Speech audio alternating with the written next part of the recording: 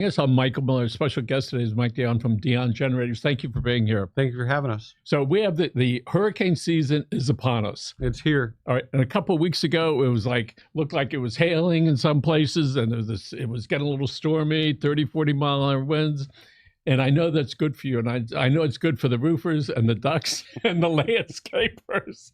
So people want to know what causes people to get into the business they're in. So, Mike, why the generator business? I've always been an electrician. I actually worked in Ocean Reef 3 years after Andrew hit, rebuilding Ocean Reef. And I've always been, a car guy, electrician. And when Wilma hit, it was Halloween night on midnight. I look at my watch. I go, I'm never going to forget this. It's midnight on Halloween night. I'm connecting generators at Memorial North Cemetery. And moving bodies because the bodies were getting warm because there's no power in the morgues. So we're actually connecting. You were working for an electrical company then? I actually started on my own with a partner, an ex-partner, doing that as well. So I says, this is a curse. So I have not been able to get out the generator side since that curse or that night. So true story. Right. So the electricity where the bodies were being stored to keep them cool was out. Correct. And we were connecting portable generators, emergency generators, to get them temporary power until it. With all great respect to the families, it must have been tough. I mean, we did the best we could, of course, but in the cemetery business, people are just dying to get in every day. That's true. All right. They don't stop. So you said, okay, I'm a generator guy. I pretty much I got labeled at that point. So how did you learn about generators from the electrical business, or is the generator business something completely separate? I mean, it's pretty much very similar. I've always been an engine guy, a car guy, and the electrician as far as understanding the connectivity and the production and rotor stator, science. But yeah, it pretty much came hand in hand, and I've always been in it and always known about it, and that's where I am. Do you remember your first big sale? Yeah. So what was that like when you called up your wife and you said, I did it, man. Here it is. I'm bringing home the $50 or the $5,000 or the $500. I was actually much more profitable when I was working out of my house in my van. And I was the secretary, the estimator, the installer, and I did everything I wore many hats. I made more money back then. So you have a location in the Falls on the east side of US 1, yes. 130th Street area? 129th and US 1 on the busway. And I think we can have your websites up on the screen pretty soon so people can check out there. Then what did you do down in the Keys? We have a new location in Key Largo on mile marker 103. We have a storefront there, and we've been open since January, so we have 2 locations. So typically, when somebody's looking, for a generator, do they call you up and they say, "Hey, listen, I got this house and I need some information"? So, what is some of the kind of questions that somebody would ask you? Again, we deal with contractors, homeowners. They call us. We explain different options they have. We offer a free site visit. We go out, give them a free in-home inspection. Walk them through the start to finish. We're with them all the way.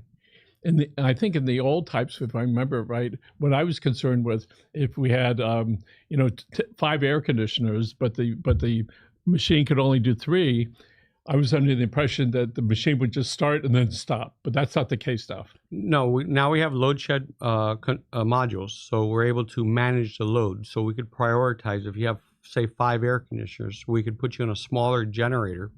That's only going to allow maybe 2 or 3 to run at a time, and therefore it'll cycle on and off. When the temperatures reach, it turns off and allow the other ones to turn on. So is that by air conditioner? You hook it up by air conditioner? It's pretty much by load, by the size of the air conditioner. And yeah, we can install the module at the air conditioner itself. That's amazing. So when people hire you, typically, do most people actually do the whole house, or do they just do part of it? It's with that technology, with the load shed modules available, they're typically doing the whole houses. Years ago, 20 years ago when we started, we will do partial houses, of the home. Take the electrical panel and dedicate certain circuits to the emergency power only. But now we're fading out of that due to the fact we have now they're 26 kW that are air cooled, which before the air cooled products were only 20 kW. So the sizes are becoming larger, and with the technology coming along the way into load shed. So let's say in the 26K, more or less, if you were going to say the size house, it would be the average house. What might be that would handle? How many square feet? A 26 kW could handle pretty much a 3,000 square foot home. It should have no problem running, say 2 3-ton air conditioners or 5-ton multiple air conditioners, where you put 1 or 2 load shed modules on it to keep the load down, manage the load down. So when you're having a conversation with somebody and you're asking them to prioritize, which bedroom, which hot water heater, do you care about the kids? Which bedroom are you actually sleeping in? So what are those kind of questions? So typically, the priority is normally the air conditioner that controls the common area, because during the day you're gonna corrugate around the kitchen, cooking, cleaning in the common area. At nighttime, when you're not cooking, cleaning, you typically go to the bedroom. So therefore, the priority air conditioner will turn down, and of course, the bedrooms at nighttime will be the priority. So therefore, there's no cooking or cleaning going on at nighttime. And lots of times when people think about generators in your type of business, they're generators for all different types of building. You have townhouses, you have single family homes, you've got high rises, commercial, businesses, and industrial. You do all of those? We do all, yes. We're industrial certified. We do a lot of condos, a lot of hotels. We did a Navy base in Key West, Marathon Airport. We have projects all over, all sizes, all. And if it's a condo like one of these from the 80s back here, where does it go up top? So typically, the generators go. The older buildings have a generator room, pretty much ground floor or somewhere above flood level today. So it's all different. Typically a diesel generator unit, a remote tank. We have lift stations, day tanks, different ways of providing the fuel. On Bird, the 117th, there's a big office building, and then they have the set-aside room outside. Yeah, it looks like it's 7-8 feet wide, maybe 10 feet, maybe 15 feet long. Sure. What's the fuel for that? Diesel. And it just sits in there, and then when you need it, it cranks up. Exactly. So when people say, how long is my generator going to last? Is that depending on the fuel, the size of the tank, et cetera? As far as, we have to, any machinery we buy, or whether it's a car, boat, or a generator, it all has to be maintained. The better the maintenance, the more longevity. As far as propane and natural gas is a fuel that doesn't go bad. Now, diesel is a great fuel. Diesel is the only preferred fuel in Dade County. We have it readily available. Every 2 to 3 years, we offer what's called fuel polishing. So we actually filtrate the fuel and keep it fresh and clean and going. And so, for like on a 26K, you mentioned that. Do you have that in propane as well as in diesel? So the 26 kW, it's our economical unit. It's an air-cooled product. That's a gas engine. That's natural gas or propane. Okay. So you have diesel. You have gas, natural gas, and propane, liquid propane. Is there one that's just regular gasoline? Those are the portable units. Those are the little portable units you see, which we offer as well. We take them on camping trips, or we sell them some of the box from, I think, probably Hurricane Andrew sitting back there. So when people have those tanks, typically the tanks that are on the gasoline capacity is how many gallons is that? More or less. On a little portable unit, typically like 8 to 12 hours runtime is what you get. Now going into a propane system, now you have 5-6 days runtime continuous. 5-6 days. Without having to go to a gas station, get in line. So with regular gasoline, those engines get pretty hot. And so if somebody says, gee, it's out of gas, so I think I'm going to stand here.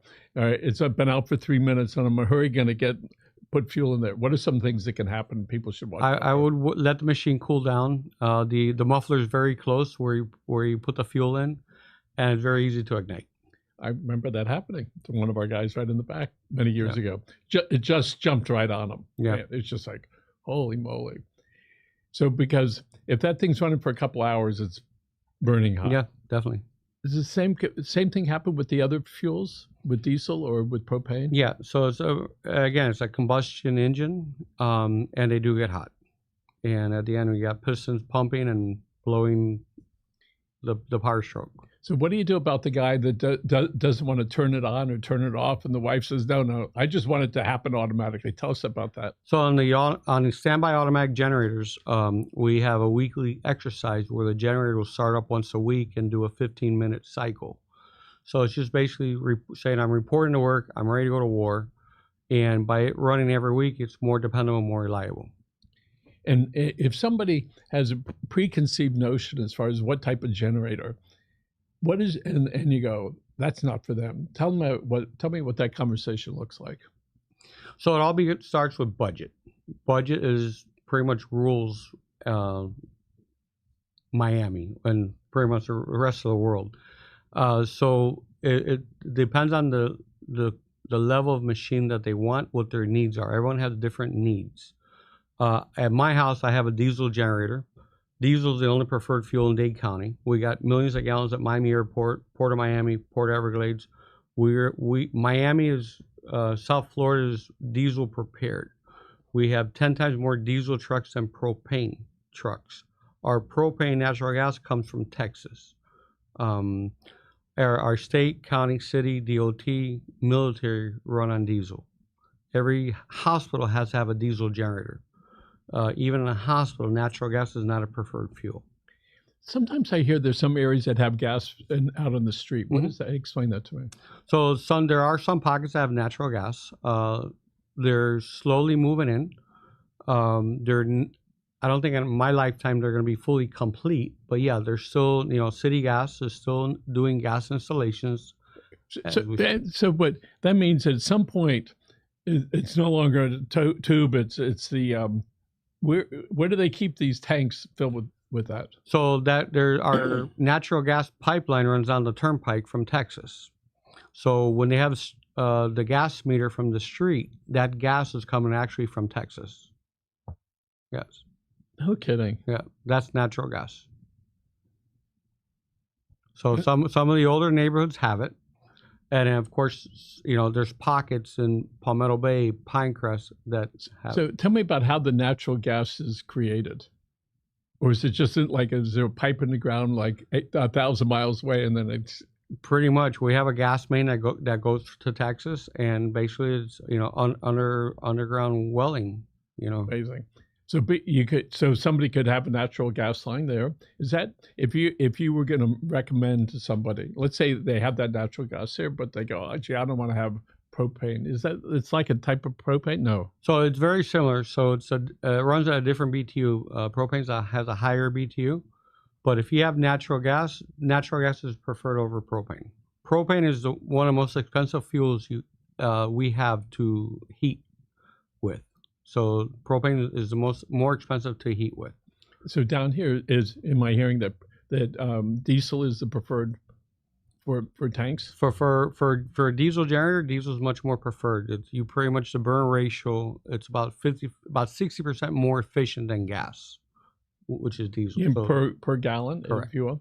And so on some of these machines that have diesel, how many gallons is that tank, and how long does it last, more or less? So typically I don't install a system that has less than 5 to 6 days run time. So we want the customer to get through the first 5 to 6 days on their own. At that point they're moving, or it's hooked back up. Exactly. By day 3, we could deliver fuel. Whatever disaster we have, we could deliver fuel. So we want 3 days everyone to be on their own, and then of course I could pretty much guarantee we deliver fuel on the 4th day. So you've been in this business for how long now? Over 22 years. Do you have some preferred brands? Some preferred, sorry? Brands. Yes, I do. What are those? I sell my preferred brand. I sell Cummins, Generac, Kohler. Kohler is my preferred brand. I'm residential, commercial, industrial certified. So I have factory direct on all 3 levels of Kohler. The Cummins, don't they do trucks? Make trucks, big equipment? So Cummins is yes. Years ago, Cummins made engines. They still make engines, but now they make generators. So years ago, in 150 years ago, Kohler brought the bathtub inside the home, indoor plumbing. So the Kohler family had to find a way to move water. So that's high on the power generation to start pumping water. So Kohlers are making generators in 1920.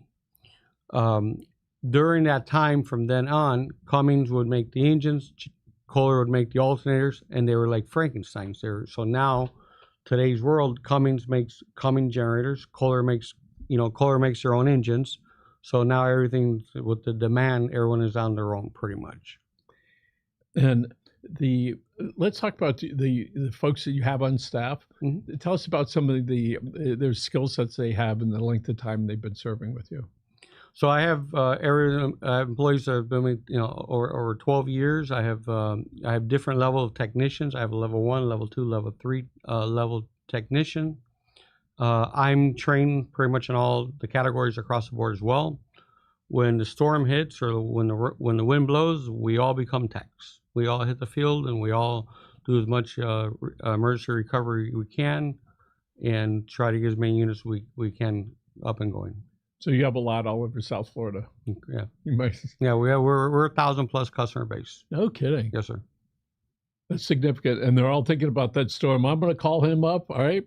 And so when somebody said, well, what should I do? And you're going to say, listen, you should make sure that your machine's working. We can do that. This is how much we're going to charge you to do that. So when you're going to make sure that you have fuel with your customers, how do you know what kind of fuel that they have in those tanks?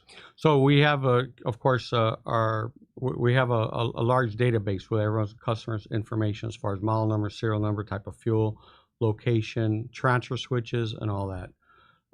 So we have, it's all about data. So the better data we get, the better service we could offer. And so you mentioned earlier about portable. The portable have 2 or 4 wheels on them, right? And typically the average one that somebody might go to the big box store and get, typically when they go there, how many BTUs or whatever it's called, or how many kilowatts. What might they get? A little one like a 5 kilowatt, a 5,000 or known as a 5 kilowatt generator would pretty much run like, a refrigerator, some lights, maybe a couple fans, maybe a little portable air conditioner, like for a 1-room portable air conditioner would run. And those are typically gas? Yes. And if the tank is full on one of those small ones, how many hours? You should get about 8 to 12 hours runtime. So, and they go do that. And what are some of the challenges for the homeowner that doesn't know anything about this? And they put some gas in, they turn the key, or they pull the string and pull their shoulder out. It's like everything else, like we had our first fire drill with the recent floods and rains. Now's the time to get out there, start the generator, get it running, make your plan. So if it's been serviced, get it if you need service, now's the time to call. If you haven't heard it run, check it, run it, make sure everything, your plan works out as planned. And they can't call like 2 days ahead of time, say, listen, I don't have any fuel and it hasn't run in a year. Can you come out because the storm is headed here? We'll be here tomorrow morning. We get those calls all the time. Those are not the customers we prefer. But at the end, we take care of everyone. So our customers, we have, maintenance agreements with. They're part of our VIP club. Every week, the number goes up on the amount of VIPs we have. But at the end of the day, it's be prepared. When the storm is in the box, don't wait till the last minute where the storm is in the box and then you're frantically worrying about the generator's been out there for 10 years. You don't remember when the last time it ran and expect us to come out there and, snap our fingers. And at what point, typically, miles per hour, would you say that you start people's generators start going on? So when we had was it Irma? We got hit with Irma. A lot of homes in Gables Estates lost their generators because the bay waters came and pretty much went over their generators and flooded their yards, and the bay came above. So you could be as prepared, but if Mother Nature wants to win, Mother Nature. And those are pretty high.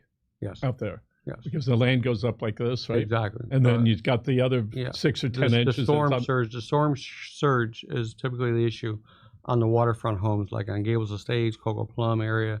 That's the concern over in that area. Sometimes I hear that people have these big propane tanks underground. Tell us about that. So underground propane tanks, a lot of people have them because they don't want to see them. The problem is if unless you put a snorkel on the ventilation of the regulator, if the lid gets flooded with water, the breather of the regulator cannot breathe. Therefore, it will choke the fuel supply going to the generator. So that's the disadvantage of having it in the ground. Correct. Otherwise, you would be up another 3 or 4 feet. Correct. The tank that I saw a while back, it was at least as long as this table. Yeah. And how many days supply is that, one of those big guys? So a 1,000-gallon tank is typically 20 feet long, depending on what size generator, but you should be expecting at least 7 to 10 days runtime. So there's big generators that go on there. Yes, sir. And how much does it cost to fill one of those 20-footers? So propane is probably just about the same cost of diesel right now. So that's why it's like twice as expensive, because basically almost 2 to 1. So typically propane is about $4 to $4.50 a gallon as we speak. And how many gallons in that thing? 800 gallons. Nothing like $3,000 sitting there. Exactly. Just waiting. Yeah, waiting for it not to flood. And with propane is gas. It will ignite with a spark. Diesel needs heat to burn. You could drop a match in a bucket of diesel, it'll die out. Yeah, really hard for it to ignite. Let's talk about the growth of your business. You've been doing this for 21 years, right? Been around, great reputation. And tell us how you grew this business. Word of mouth. I'm the face of the company. I don't overpromise. I'm very hands-on. I know the business. I know the design. Meet face to face with the customers. We walked out the design together. I finished the design. We walk with them when the job is done. I'm with them every step of the way. And you're pretty active in business clubs. Tell us about that. I give back to the local, all the chambers. I belong from every chamber, from Coral Gables Chamber of Commerce. I'm a trustee member, all the way down to Alamorada. So I belong to Ocean Reef, Palmetto Bay, Pinecrest Business Association, Chamber South. I sponsor the PBA, the pig roast every year. So I'm very, very much giving back. That takes a lot of time to do that. To go to those. Yes, it does. But a lot of time. We actually have an event right now. There's a luncheon in Alamorada as we speak. And you're active in those business clubs down there. So when you go to a far away place for us, down in the Keys, tell us about the reception that those chambers have for you. They're all welcoming. They're all welcoming. From realtors love us because there's so many things we offer. It's about making the connection to community. Bringing business together, and someone needs a roofer, I got a list of roofers. If someone needs a plumber, I got plumbers. So it's all about exchanging network communication, bringing relations together. So if there was a young man out there, he wanted to get in some business, whatever it happened to be, what advice might you offer to him today? As far as a product or services, or how to build his business. Just keep your word. Don't overcommit, and show up when you're supposed to be. Be early, don't be late, and don't let the people down. Your word is your word. I'm the face of my company. My name is Dion, Mike Dion. Everyone knows where I'm at. I'm on US 1, 128th, and mile marker 103, and Overseas Highway. I'm up front. And people can see it, if I remember right, yes. on US 1. I'm the blue building, yes. And the name's right there, so when you're driving down, they get another couple eyeballs seeing it. Can we put, there we go. So people can go to your site as Dion Generators, all right? .com. People can see all the different things that they need to. They give you a call. You have pictures of all the different types of brands that are there. Somebody may love a certain brand. You're going to say, listen, this will work for your house, or maybe it won't, and you can make some suggestions. At the end of the day, it's the customer's decision. Whatever the customer wants, we would just like to educate them and let them tell us what they want. Wonderful. Okay. Your family in the business? As of no, just me. Just me. I'm Mike Dion. Mike Dion here. This is Mike. Thanks so much for coming. Let's look at the red camera there, folks. Thanks so much for joining us. Remember, take care of yourselves and your family. Remember, hurricane season is here. Give Mike a call. Thanks. Bye now. Thanks.